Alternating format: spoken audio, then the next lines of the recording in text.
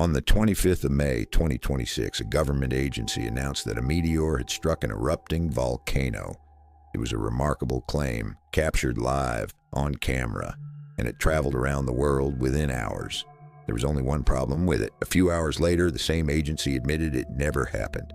I want to start there because that small reversal contains something I have come to believe is one of the strangest features of how human beings deal with the unknown. The explanation almost always arrives before the evidence does. Something appears. We do not understand it. And within hours, sometimes minutes, an answer is handed to us. Confident, reasonable, final, and we take it gratefully. Because an answer is so much more comfortable than a question. We rarely notice the order of events.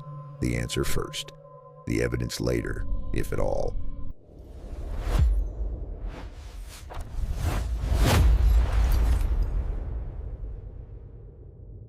Last week, over a volcano in the Philippines, I watched that pattern play out in a matter of hours with nothing at stake. But the first time it happened in a way that genuinely frightened the people in charge, it played out over the most secret place in the United States, at the most dangerous moment of the 20th century. And that time, the answer that arrived first was never replaced by a better one. It was simply allowed to harden over the years into something we now call a fact. This is the story of how that happened. And it begins with the volcano because the volcano is the whole thing in miniature. Mount Mayon sits on the island of Luzon in the Philippines. It is one of the most active volcanoes in the country, and for months it had been erupting, sending slow ribbons of lava down its slopes. Because of that, it was being watched constantly by the instruments and cameras of the country's official monitoring agency, the Philippine Institute of Volcanology and Seismology. One of those cameras runs around the clock in color on a hill overlooking the mountain. It is not a dramatic instrument. It exists to do one dull and vital job: to know at every moment exactly what the volcano is doing. At 33 minutes past 10 that night, it recorded something it was never built to record. A brilliant green ball of light dropped into the frame from high in the sky.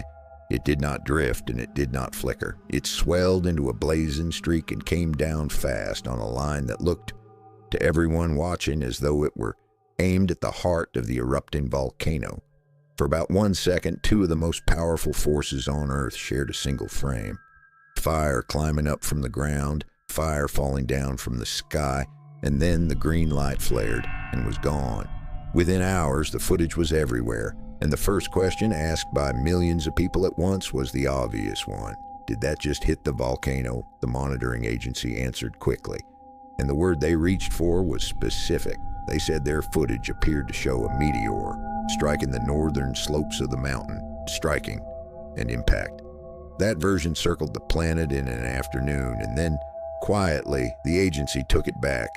They had gone over everything, not the one camera, but the entire instrument set. The seismic sensors, which would have felt the ground shudder under an impact. The sound detectors, which would have caught the low boom of a strike. The footage from other angles. And all of it agreed. The meteor had not struck anything. It had broken apart high in the atmosphere, disintegrated long before it reached the slopes. The image of an impact was an illusion, a trick of distance and perspective. Now, I want to be completely fair, because fairness is the entire point of this channel. The second answer was almost certainly correct. The instruments support it. A real impact leaves traces, and the traces were not there. This is what good science looks like. The correction was responsible. It was right. But look at the shape of what happened. Something appeared. People recorded it. An official explanation was offered. That explanation was wrong and had to be corrected, and the correction came before the full analysis was even finished. That is not a conspiracy. It is a reflex. The first answer arrives loud and fast and certain, and 100 million people hear it. The careful answer arrives later, quieter, and far fewer people ever do. Over the volcano, the gap between the wrong answer and the right one was a few hours, and it cost nothing. A spectacular coincidence. A beautiful piece of footage. But hold that shape in your mind. The answer arriving ahead of the evidence, because 78 years earlier, that same reflex fired over something that mattered enormously, and there was no instrument set waiting to correct it. There was only one man, and he refused to give them the answer they wanted. The winter of 1948, New Mexico. The lights appeared over Los Alamos and Sandia, the two facilities at the dead center of America's nuclear weapons program, the most closely guarded ground in the country and, arguably, in the world. And the people who saw them were not credulous. They were pilots, military and civilian, whose lives depended on reading the sky correctly. They were scientists, the kind who lived and worked inside Los Alamos. They were military officers and the men responsible for guarding the facilities. What they described was, from witness to witness, almost identical. A vivid green light, utterly silent, moving along a flat horizontal path across the sky, low. And then this detail, the one that matters more than any other. It did not behave like a meteor. A meteor builds. It begins as a faint speck and brightens as it falls, and the atmosphere heats it. It throws sparks. It usually fragments. Its light rises and fades in a way anyone who has watched the sky comes to recognize. These did the opposite. According to the witnesses, they came on at full brightness instantly, as though a switch had been thrown. They burned at maximum intensity the entire way across, throwing no sparks, leaving no trail. And then they simply ended. They came at the wrong times, too. Meteor activity follows a calendar, fixed showers at known dates when the Earth crosses the debris of old comets. The green fireballs ignored the calendar entirely, and they would not stop. 5th of December, the 11th, the 13th, the 14th, the 20th, the 28th. Night after night, week after week, something kept crossing the sky over America's nuclear secrets. Always green, always silent, always wrong. So the military did the sensible thing. They brought in an expert. They wanted someone to look at this, confirm it was meteors, and let everyone go back to sleep. And here's the first thing that should make the hair on your arm stand up. The man they chose had the year before seen one himself. His name was Dr. Lincoln LaPaz, and there was nobody in the country better suited to the task. He directed the Institute of Meteoritics at the University of New Mexico. Meteoritics is, quite literally, the scientific study of objects that fall from space and the material they leave behind. This was a man who did not need to look anything up. The behavior of things falling out of the sky was his entire professional life, and it was not abstract. During the Second World War, LaPaz had done a very particular kind of work for the government. The Japanese had launched thousands of balloon bombs into the jet stream, sending them drifting across the Pacific toward North America. Figuring out where they came down, reconstructing their paths from the fragments they left was a genuine intelligence problem. LaPaz was one of the people who solved it. In other words, the United States had, more or less, built the ideal investigator for this exact mystery.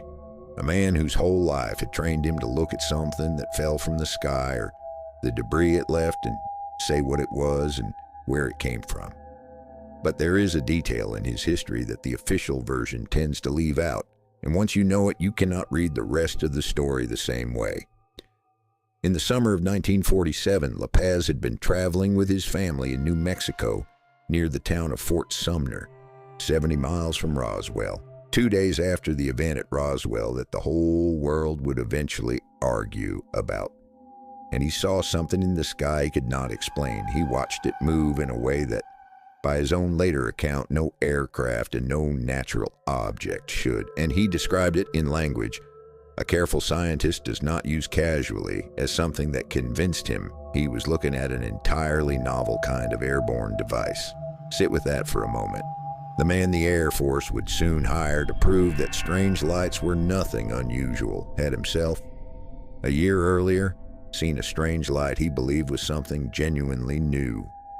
This is what makes him such a powerful witness, and it is the opposite of what you might assume. He was not a believer hunting for wonders, and he was not a skeptic out to debunk. He was something rarer and more credible than either. He was a careful man who already knew, from his own eyes, that the sky could occasionally do things he did not understand. And so when he was handed the green fireballs, he did not start from the comfortable answer. He started from the evidence, and the evidence took him somewhere no one wanted to go. LaPaz did what a serious scientist does. He interviewed the witnesses carefully, drawing out the timing and direction and altitude. He plotted the trajectories. He treated the sightings not as campfire stories, but as data. And then he did the one thing his entire career had prepared him to do better than almost anyone alive. He went looking for the wreckage. This is the step everything turns on, because if these were meteors, there had to be wreckage. Meteors are physical objects. The ones that survive the fall scatter fragments across the ground. They leave material you can hold in your hand and weigh and analyze. And LaPaz, of all people, could calculate from an object's path and speed exactly where that material should have landed. He could stand over a map, draw a line, and say with real confidence, the pieces are there, go and find them. So he drew the line, and he searched the desert, and he found nothing. No fragments, no impact site, no scorched ground, no physical trace of any kind that matched what the witnesses kept describing. I want you to picture this clearly, because it is the most haunting image in the entire story, and it is completely true.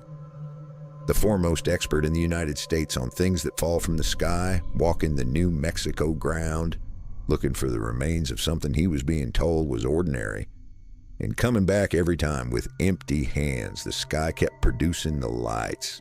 The ground kept producing nothing. And that is a contradiction that does not dissolve. The comfortable explanation, the meteor, makes a promise. It promises debris.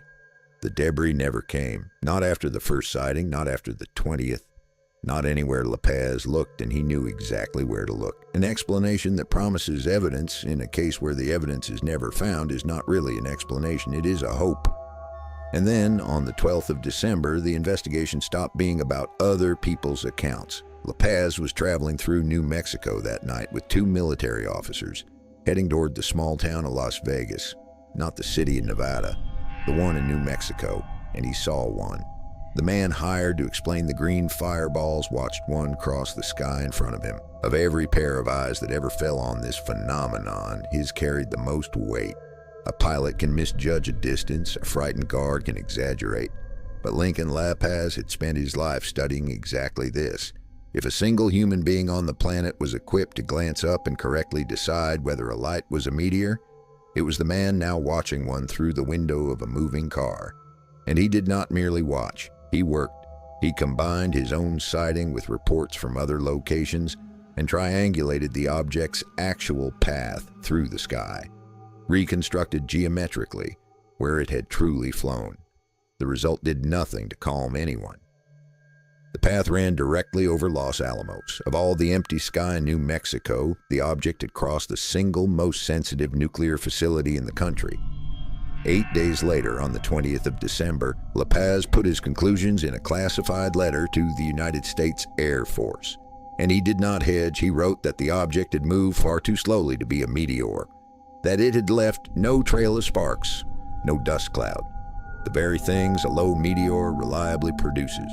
Read that again and hold on to who's saying it. The country's leading meteor expert, who had now seen the thing with his own trained eyes, who had searched the ground and found nothing, telling the military in writing that the obvious answer did not fit. He never said it was alien. He never claimed to know what it was. That restraint is precisely why we should believe him. He simply reported as a scientist that the data and the easy answer would not be reconciled. This was not a meteor. So let me ask you the question the United States military now had to answer for real, and I would genuinely like your answer in the comments, because the people in 1948 could not agree on theirs. The best expert in the country has just told you the meteor explanation's wrong. He has no debris to show you because there is none, and the lights keep coming over your nuclear weapons facilities night after night.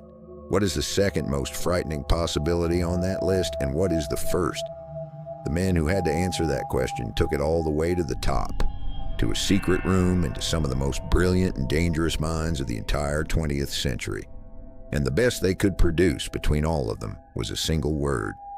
On the 16th of February, 1949, a conference convened in secret at the Los Alamos laboratory. Look at who walked into that room. LaPaz was there carrying his conclusion that these were not meteors. Norris Bradbury was there, the director of Los Alamos itself, the man running the most important weapons program on Earth. Frederick Raines was there, a physicist so gifted that decades later he would win the Nobel Prize for proving the existence of the neutrino, one of the most ghostly and elusive particles in all of nature. And Edward Teller was there. Edward Teller would become known to history as the father of the hydrogen bomb, the relentless force behind a weapon many times more powerful than the ones dropped on Japan, a man of ferocious intellect and almost limitless confidence who did not suffer fools and did not entertain fantasies. The Atomic Energy Commission was represented. So was the military. These were the people who held the most powerful secrets in the world, and they had been pulled together to talk about green lights in the sky. Understand how strange that is. These were not people who gathered to discuss things that did not matter. Their time was almost literally a question of national survival. The simple fact that this meeting happened with these names in attendance is itself the strongest possible evidence of how seriously the phenomenon was being taken. And the debate inside that room, by the accounts that survive, was hard. Some of those present reached for natural explanations, arguing that unusual atmospheric conditions might somehow produce meteors with strange behavior. LaPaz pushed back, dismantling those arguments one by one with the observed data. The impossible slowness, the missing debris, the flat trajectories, the instant full brightness. They even tried to wrestle with the raw physics of it, to ask what it would actually take in terms of energy and motion to produce objects that moved and burned this way. These were people entirely capable of doing that math, and the math did not close the question. It only made the edges sharper. And then this room full of the men who had unlocked the atom delivered their verdict. The phenomena were, in their words, probably of natural origin. Probably. I need you to hear that word in the mouths of these specific people. Edward Teller did not say probably when he calculated the yield of a thermonuclear weapon. Frederick Raines did not win a Nobel Prize on probably. These were minds built around precision, around proof, around certainty, driven as far as it can possibly go. And when they were handed the green fireballs, the strongest statement they could agree on was probably. Probably is not proof. Probably is the word you reach for when the likeliest answer is sitting in front of you, but you cannot actually rule out the others, and you know it. Probably is the sound brilliant people make when they do not know and need the matter closed anyway. LaPaz refused to sign on to it, and he was not the only dissenter in the room, but an institution has its own momentum. The conference had reached its conclusion, and the matter began drifting on paper toward closed, even as the one man best qualified to judge it kept insisting the question was still open. And to understand why these men were so unwilling to simply say the honest thing, to say we do not know, you have to understand where they were standing and when. In December of 1948, New Mexico was, without exaggeration, the most sensitive ground on the planet. 3 years earlier, in the desert near Alamogordo, the United States had detonated the first nuclear weapon in history. The secret wartime project that built it had been run out of Los Alamos, a town so classified it did not officially exist. The people who worked there had their mail routed through a single anonymous post office box. Children born there had that same box listed as their birthplace. After the war, the work did not slow, it accelerated, and nearby the Sandia facility grew to handle the engineering and production of the arsenal. Together, these two sites held the most closely guarded secrets the United States possessed, and the country believed it was alone. The settled assumption at the very highest levels was that the Soviet Union was still years away from a bomb of its own. That belief bred a very specific fear. The fear that someone was trying to steal the secret, that the Soviets were watching, probing, testing the defenses around the places where the most important weapons in the world were being built. So when unexplained objects began appearing over precisely those places, silent and fast and night after night, and the country's best expert had just thrown out the natural explanation, the question turned very dark, very quickly. If it was not a meteor, what was it? And the most terrifying answer on the table was not little green men, it was red ones, a Soviet device. Some new form of reconnaissance built to probe the airspace over the nuclear labs to test the response, perhaps to gather data on the work being done below. This could not be waved away. An unidentified object over a nuclear weapons laboratory is by its very nature a threat of the highest order. It did not matter whether the ultimate answer turned out to be exotic or mundane. What mattered was that something was operating in the most restricted airspace in the country, repeatedly, and the United States military could neither identify it nor stop it. That is why the matter climbed all the way to that secret conference, not because anyone in authority believed in visitors from another world, but because the only alternative to the rejected meteor answer was an enemy superpower flying unknown machines over the crown jewels of American defense.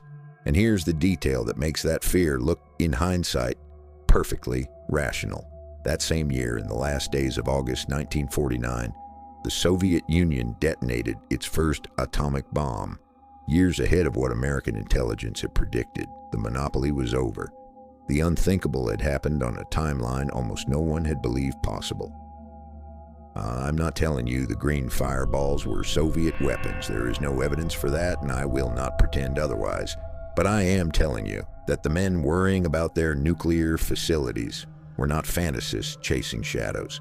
They were living in a world in which they were, in fact, badly underestimating their adversary in the one domain that mattered most. Their instinct that they did not fully understand what was happening around them turned out to be entirely correct. They simply could not have guessed where the real surprise would come from. The fear was real. The objects were real. And the explanation was, at best, probably. So the story could have ended right there. An unsatisfying word, a dissenting expert, a quietly closed file. It did not end there. Because the Air Force then did something that, to me, is the single clearest sign that they did not actually believe their own conclusion. They kept investigating. In December of 1949, one full year after the first sightings, the Air Force launched a formal project to study the phenomenon. They gave it a code name, Twinkle. And on paper, Project Twinkle was exactly the right idea. The plan was to ring New Mexico with observation stations, each one equipped with a specialized instrument called a syntheodolite. Here's why that matters, and why, for a brief moment, this should have been the end of the mystery. A syntheodolite does two things at once. It photographs a moving object, and it precisely records the angles, so that the object's true position, altitude, and speed can be calculated afterward. Think about what that means. Eyewitnesses, even brilliant ones, are limited. People misjudge size and distance and speed against a black, featureless sky, but instruments do not. If two of these cameras could film the same green fireball from different places at the same moment, you could triangulate it automatically. You could finally answer the questions no witness ever could. How fast was it truly moving? How high? How large? A meteor or not? Project Twinkle was supposed to be the machine that killed the word probably. Hard data. Photographs. Numbers that do not argue. So what did it capture? Almost nothing. And that, in the end, is the problem. The network was never fully built the way it had been designed. The cameras were not always in the right place at the right time. And the phenomenon, with what almost feels like deliberate cruelty, refused to perform on demand. Green fireballs do not appear on a schedule. A camera that is switched off or pointed at the wrong patch of sky captures nothing at all. The elegant plan to finally gather proof collide with bureaucratic and logistical reality. And reality won. Project Twinkle ran for 2 years, and in December of 1951 it was quietly discontinued. Its final report reached a conclusion you can, by now, probably recite along with me. It stated that there had been no indication that even the strange observations called green fireballs were anything other than natural phenomena. Natural phenomena. Once again. The comfortable answer, once again. An investigation that set out to find hard evidence failed to find it and fell back on the explanation that allows everyone to close the file. And here's the last document. The one that should make the official conclusion crumble in your hands. 2 months after Project Twinkle shut its doors, in February of 1952, another branch of the Air Force, its Directorate of Intelligence, weighed in on the matter. And it disagreed. The case had been officially closed with the answer probably natural. And now, Inside the very institution that had closed it, there were voices on the record saying the matter was not actually settled.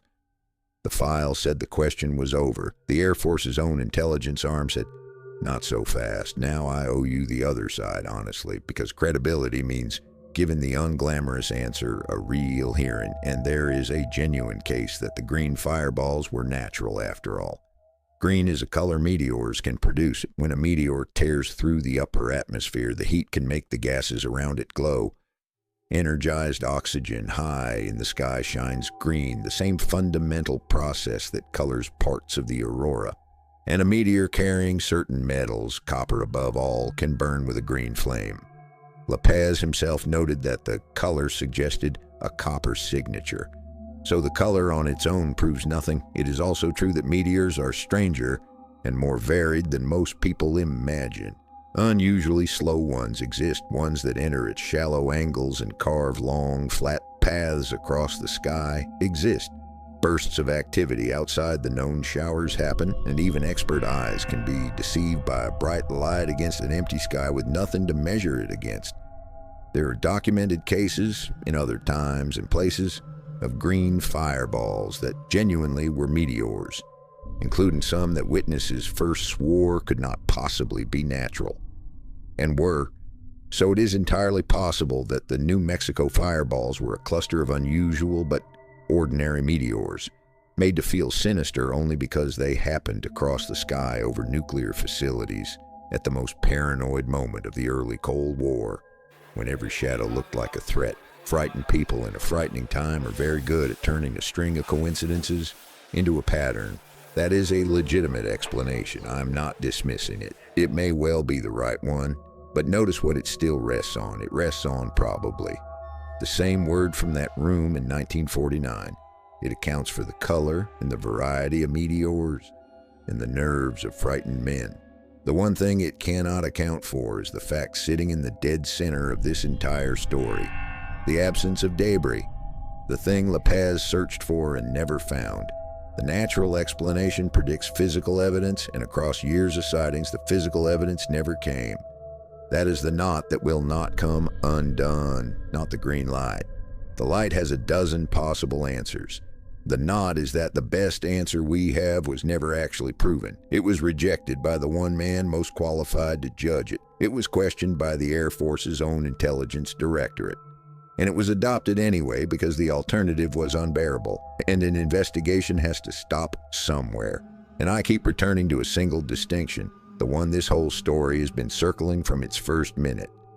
The mystery of the green fireballs was never really about what they were. The mystery was how the people in charge behaved when they did not know. They did not say, "We do not know, and we will hold the question open until we do." They said probably natural. And they closed the file. They reached for the answer that let everyone stop looking, even as the man who knew the most kept telling them it did not fit. And once you see that shape clearly, you start to find it everywhere. You find it in 1948 over Los Alamos, and you find it last week over a volcano in the Philippines, which is exactly where we began.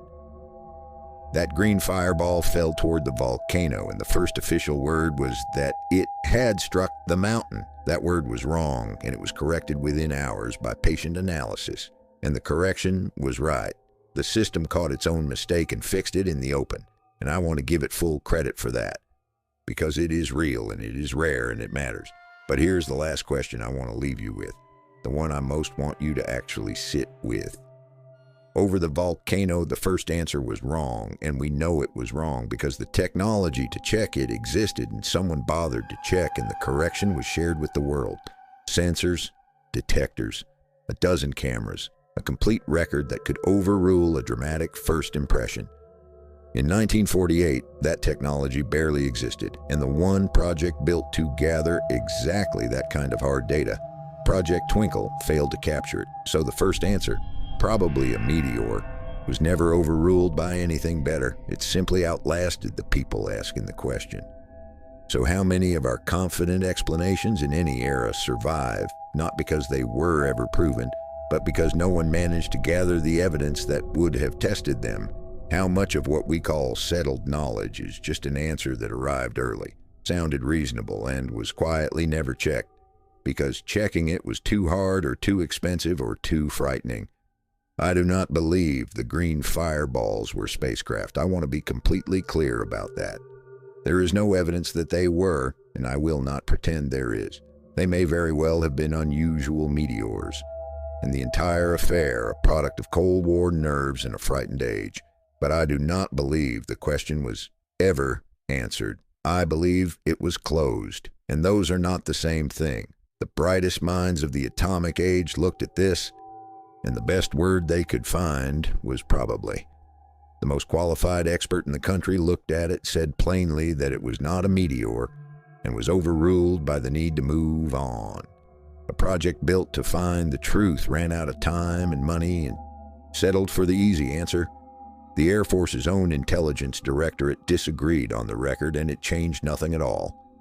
And nearly 80 years later, when a green light fell over a volcano on the far side of the world, the very first instinct was the same one: offer an answer, fast and certain, and let the careful analysis trail quietly along behind.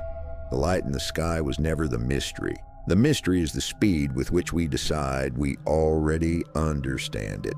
The mystery is that word probably written by people who do not use that word and never once crossed out. The mystery is how easily an explanation that was never proven becomes a fact that no one thinks to question, simply because enough time has passed and everyone stopped looking. The green fireballs of New Mexico are still, officially, probably natural in origin. That word has stood for 78 years. It has never been confirmed. It has never been replaced. It has just been left there in the file where it has slowly hardened into something we have agreed to call an answer. Much of the record from that era has been declassified for decades, and more of the government's files on these phenomena are being released now through its current disclosure effort at war.gov/UFO. You can go and read the language for yourself. I would encourage you to. Notice how careful it is. Notice how often the certainty you expect to find simply is not there. And the next time a green light crosses the sky and the explanation arrives before you have even finished asking the question, I hope you will remember New Mexico. Remember the expert who walked the desert and came back with empty hands. Remember the brilliant men who could only manage probably. And remember that the most important moment in any mystery is not the moment we see something we cannot explain. It is the moment so soon afterward when we decide that we can. This is the Silent Archive. We read the full record, we follow the actual language, and we do not tell you what to think. What would you need to see or fail to find before you stopped accepting probably as a final answer? Leave it below. I read them. The files are waiting.